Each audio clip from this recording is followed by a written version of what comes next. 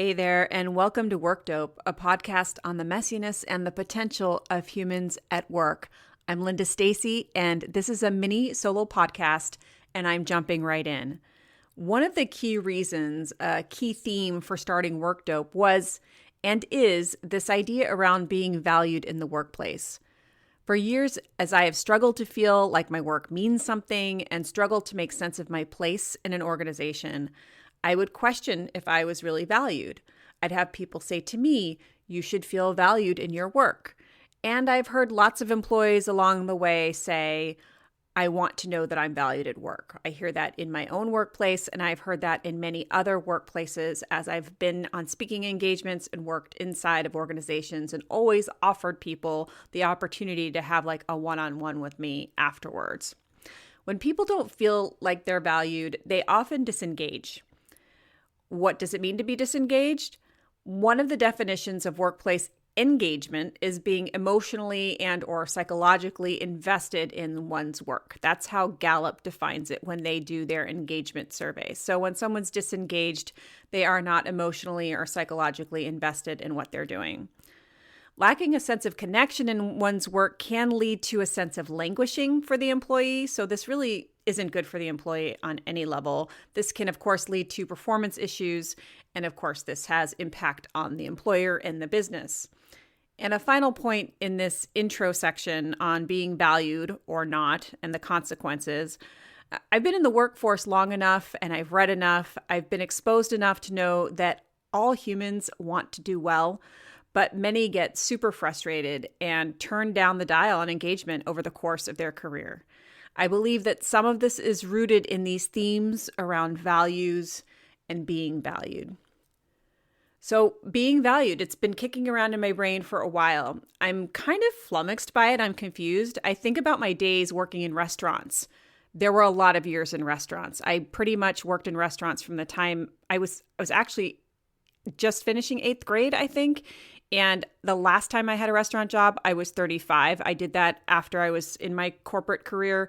I did it for a summer, actually a little bit longer than a summer, because I had moved into a condo and I wanted to buy furniture with cash. So anyway, there were a lot of years, a lot of restaurants, at least 10 or 12 that I could write down. But anyway, I ask myself, did I even concern myself with this sense of feeling valued when I worked in restaurants? I guess I could say that I felt more valued in some restaurants than others, but really I was able to kind of create my own environment. I had my own station. So even if like a manager was kind of a jerk or something, and there were plenty of them in restaurants and any world, but there were plenty of jerks, I could see my own value being played out just in the type of rapport I could generate with a table or something like that. So that was kind of nice. And I guess that was a good way to exercise autonomy early in my work life. I think also about folks who work more than one job their entire life and like a low wage job. I think of migrant workers because I worked with a lot of them in the restaurant world. Do they concern themselves with notions of being valued?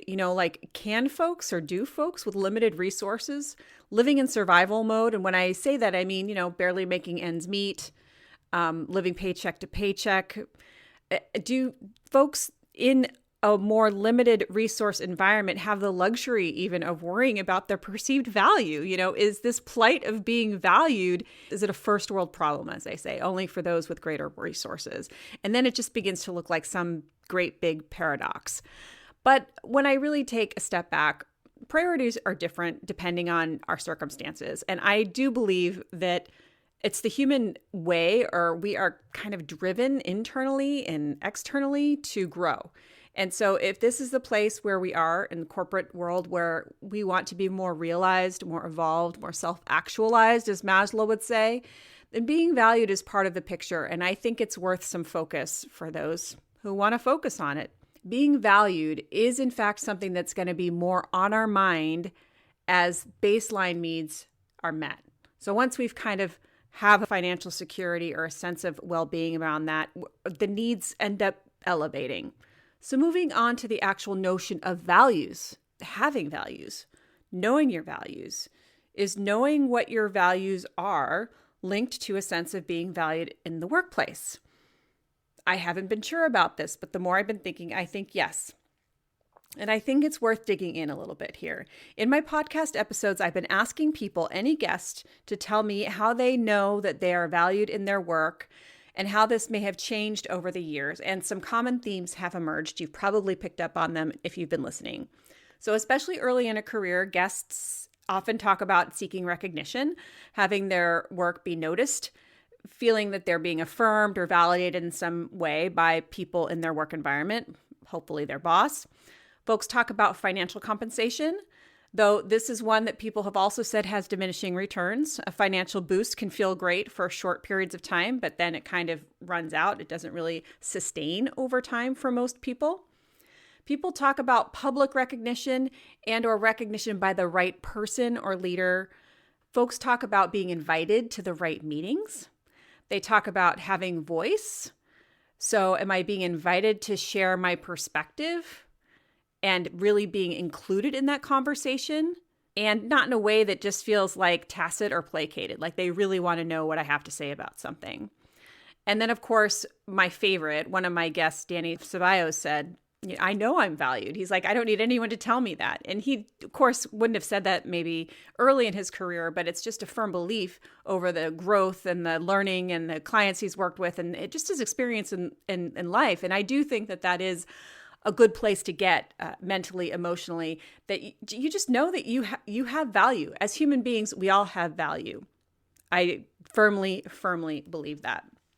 I ask guests this question because I want everyone in the audience basically to ask themselves what it means to be valued, what it means to them to know, how do they know that they matter in the organization? My concern is that when folks are not clear on what it means to them to be valued, they won't see it when it happens. And often when folks aren't aware of what good looks like, even if it has nothing to do with values, but they don't really know what good looks like or what they're striving for, or what they would desire instead of their current circumstances, they stay in victim and complaining mode. And that is the worst place to be as a human being. Only when and if you know what you're looking for will you begin to see it. So you need to begin to have something positive out there and not just be looking for the things that indicate that your world sucks. If you can begin to know what it looks like to be valued, what are the behaviors that are being extended to you when you're valued, here's something so important. You begin to extend those behaviors outward. So even if you're not seeing them or you're not aware of them in your environment yet, you could begin to extend them outward. There is this Bader-Meinhof effect where, you buy a new car and all of a sudden you see that car everywhere because you're aware of it. It's now a point of focus for you, and all of a sudden it appears. I mean, it doesn't mean that car all of a sudden is in your environment more. It's just that your focus has changed. And I do believe that a lot of folks, for pretty valid reasons sometimes, do a lot of bitching and complaining, blaming in the workplace. But if they can begin to switch their behaviors, they might begin to have a different experience. In my own work for years, I wanted to be seen in ways I was not being seen, or at least I felt like I wasn't being seen. Part of my own transformation in the same workplace where I've been for years is focusing on the type of energy I wanted to receive. What did I want to receive from our internal customers, the ones that I serve? I mean, basic stuff here. I wanted to be treated like an individual human being, like not some kind of ticket-taking person or something like that. I wanted to feel like people understood me, and I wanted to be appreciated as a coworker. I guess that last one is hard to articulate. What are the behaviors that mean that you're appreciated? It means that people are thanking you, that they're reaching out to you, that they're asking you how your weekend was and not just asking you questions in a ticket-taker type of way, at least in my role. So anyway, I made a shift years ago, a conscious shift to work in this way. Over time, it really has flipped my experience in the very same workplace. My efforts really to increase my humanness, I used more language to ensure that I was understood and that I was understanding him or her. How could I really convey? It actually just, in a lot of cases, meant making fewer assumptions and really filling in blanks as much as possible, getting almost over explicit. And if that meant that my time was short, it might mean having a phone call or asking someone to come by instead of trying to type it all out. I was trying to still provide the same level of service, even if time wasn't available, but I just would change the mechanism. I began to thank people for reaching out. I began to thank them for submitting a request. I wanted them to now see me as part of their process. I am a part of the process of them getting their work done. This is validating. So again, I'd ask, what does it feel like to be valued? What does it feel like to be respected? What are the behaviors shown to you when you know these things are happening? Think of a time when you have felt fully respected and validated. And then I'd say, write those things down and make a plan to extend those behaviors every single day for the next 7 days. Extend one of those behaviors to some person. And if you doesn't happen in the course of the day because you're not tuned in that way, maybe set a timer, do something, set something on your phone, do a reflection in the evening where you could reflect back to a time where you could have extended a behavior that lets someone know that they are valued. Of course, there's variability. The ways that I want to be validated might not be the same that someone else. And again, I'm also looking to self-validate now. It's become much less external.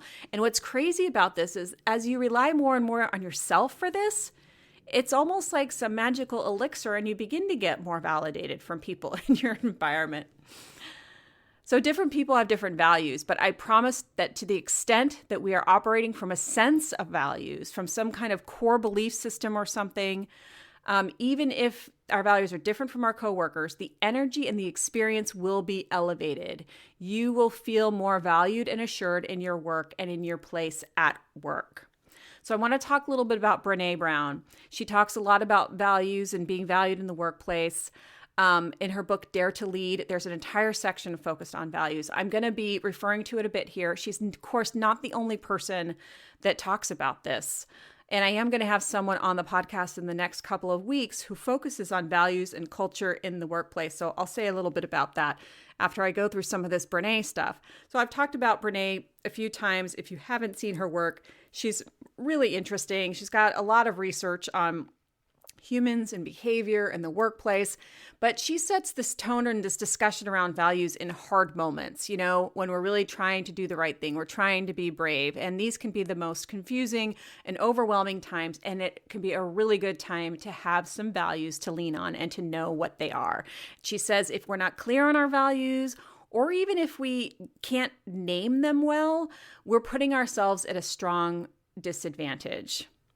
She says, if we don't have clarity of values, if we don't have anywhere else to look or focus, if we don't have the light up above to remind us, this is when the cynics and the critics can bring us to our knees. And I'd add here, this isn't just external critics. This is like the internal critic too. This is a straight line to languishing or malaise. This is a way of not taking responsibility. This is the opposite of self-leadership, of not having a sense of where you are operating from. And again, it's not a you against other people or anything like that. This is, you have these values and you're understanding when they're being violated or not. So Brené is talking about leaders. Her book is focused on leadership, but I really believe that individual contributors need this just as much as leaders do in order to be truly self-led, to know where you stand with competence and confidence. You really need to know what your values are. So she quotes the Oxford English Dictionary. She says, values are principles or standards of behavior, one's judgment of what's important in life. So yeah, this is huge, and knowing what these are for you is important. A value is a way of being or believing that we hold most important. Living into our values means that we do more than profess our values. We practice them. We walk our talk. We are clear about what we believe and hold important, and we take care that our intentions, words, thoughts, and behaviors align to those beliefs. Living into our values requires some upfront work, some contemplation, and to be fair, most of us have never taken the time to do that. So Brené goes through a process where she's listed out tons and tons of values, common values, and she's ultimately asking people to narrow it down to just 2. She does give you the freedom to choose 10 or 15 or something like that. But then to really, really look at the ones that seem to be like the key ones, that all of the other ones that you've marked can kind of roll up into those. I'm going to say a few from her list. I'm just going to jump around a little bit. So she's got like accountability, achievement, adaptability, adventure, altruism, ambition, authenticity, Generosity, giving back, grace, gratitude, growth, harmony, faith, and courage is there. Risk-taking, safety, security, self-discipline. It really is going to run the gamut. Something is going to hook for every person reading it. I did this exercise before and I looked at it again, a couple days ago, and I'm like, yeah, growth and compassion really still hold for me. There are two keys. And when I looked at some of the other words there, like I have learning marked, I have usefulness marked, I have wisdom marked, but for me, learning and wisdom, they feed into growth for me. That just makes sense to me intuitively. And the usefulness being sure, I definitely have that, but I think that falls into compassion for me. So I think that this is a really interesting exercise. Knowing what your values are, this helps you to live in integrity. Are we going to pick what's right according to our values, or are we going to pick what's easy, or I'd say even comfortable? At work, really, it's easier to complain and blame than to look at situations with a lens of, what do I value?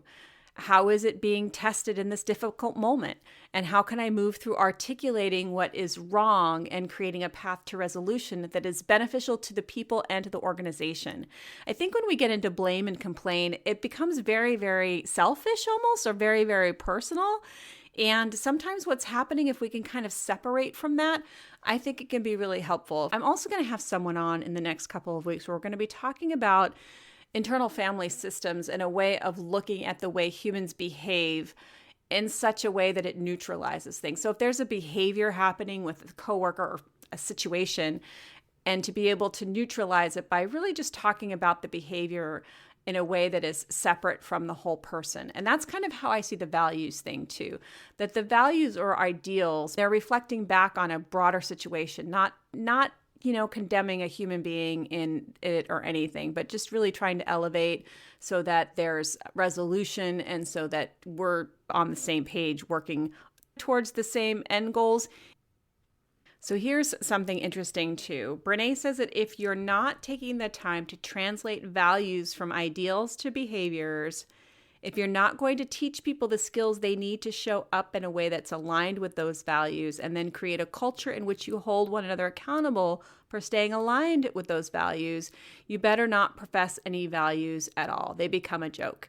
And here again, this is where we need to talk more in the future about the organization values, the team's values versus the personal values. I really want to understand how experts in this area talk about that, because are we ultimately all agreeing on the same organizational values? Are those going to be different from our personal values? I don't know yet. This is exploratory. One of the key, tenets of this podcast was that it was going to be exploration and discovery. She's got this quote, something I just said: blame is so easy and accountability is such a time suck. Yeah, it's easy to blame and complain, isn't it? It's much harder to work through something to get to the other side. It's uncomfortable. Values call for accountability instead of blame. And she goes on into an exercise. So for each of the values that you've selected, each of the two, to ask yourself 3 questions. The first one is, what are 3 behaviors that support your value? The second, what are 3 slippery behaviors that are outside your value? And 3, what's an example of a time when you were fully living into this value? So again, she's speaking to leaders, but I really feel like all of us can look at ourselves, how do I operate in a way that is aligned with these values? And I just want to say again, kind of as an aside, I think that when you do this, when you're actually understanding the behaviors, you are more likely to get more validation around this, am I being valued in the workplace? I hope that makes sense to people. And I feel like we should just practice it for a few days and see where it goes, to really do this exercise, to think about what behaviors support the value. So I'll walk through this a little bit with one of mine, right? So growth is one of mine. I actually didn't write out 3 behaviors that support this value, but basically I'm constantly reading and listening to podcasts, and I almost can't help myself from expanding with the wisdom of other people that has been published or talked about. So that's one for sure. And I kind of have a baseline understanding that I know when the wide world of stuff how could I possibly even know a small fraction of it? Like, I just have a very real understanding that there's so much that I can't even possibly know, because the world is so vast and what's happening for people and everything. So I think that those two things kind of keep me in a constant state of growth and expansion and seeking. A slippery behavior for me would be to err on the side of comfort, again, especially dealing with a coworker or a direct report and maybe not giving sufficient feedback, like going easy on someone because I don't want to be uncomfortable. But this is the opposite of me giving myself the opportunity for growth, right? It's just, you're only going to grow by allowing yourself to get to a place of discomfort and then to get through it. And the slippery behaviors, again, so that's just one slippery behavior, is me maybe choosing comfort because I don't want to hurt someone, or because I don't want to take the time to be careful about giving better constructive feedback. I think that's definitely one. Or any interpersonal difficulty for me. I don't want to make other people uncomfortable, whatever, but this is not erring on the side of growth. A time that I was fully living into this value, I do recall fairly recently, my husband and I had been looking at the book called 8 Dates. 8 as in the number 8. Gottman is one of the authors of that book. It's great for any couple that wants to kind of grow stronger together. You go through 8 different dates where you do some pre-work and then you have the date and you have discussion points, and it can be really good. So there was one of them in particular when I knew that I was operating from growth because I stuck with the difficult conversation. The words were difficult for me. I knew that they were uncomfortable for my partner. I mean, both of us were saying things that we knew were hard to say and hard to hear, but I think we both trusted that we were going to be better for the honesty. And that right there was the key to growth. And we were both committed to that. So, it really can be a beautiful thing. It can be tough when both sides aren't committed. So the workplace can get a little bit more challenged, right? When it comes to some of these things. Another quote from Brene: regardless of the values you pick, daring leaders who live into their values are never silent about hard things. So again, that does kind of link to what I was just sharing about my own ability, or at least I know I can do it, even though it can be really hard to stick to the values when things get tough. Again, Brene is not the only one talking about this, and I haven't addressed how a team's or an organization's values, how those are separate from our personal values. And is this incongruent? Like, how do we align on this? Is this a problem? This is definitely something that I'm going to be talking to that culture expert that I have on in a few weeks. He does values work in organizations, and I think the discussion will be a great addition to what we've talked about on Work Dope today. So I'm going to end this exploration right here. It's definitely to be continued. Episode 25 is in the books. If you have found this content useful, please subscribe on whatever platform you use, Spotify, iTunes, etc. I would love a comment. The more listener activity any show has, the higher the chances that other folks who might enjoy the same kind of content will actually find it. I hope you are doing well in your work and in your life, seeking to uplevel the experience for humans in your environment by shoring yourself up and living into your values with integrity, even when things feel like a shit show. As always, please send any comments, messages, send me a note or recorded message to linda@workdopepod.com. That's Linda at WORKDOPEPOD.com. Until next time, this is Linda Stacy signing off for Work Dope. Bye-bye.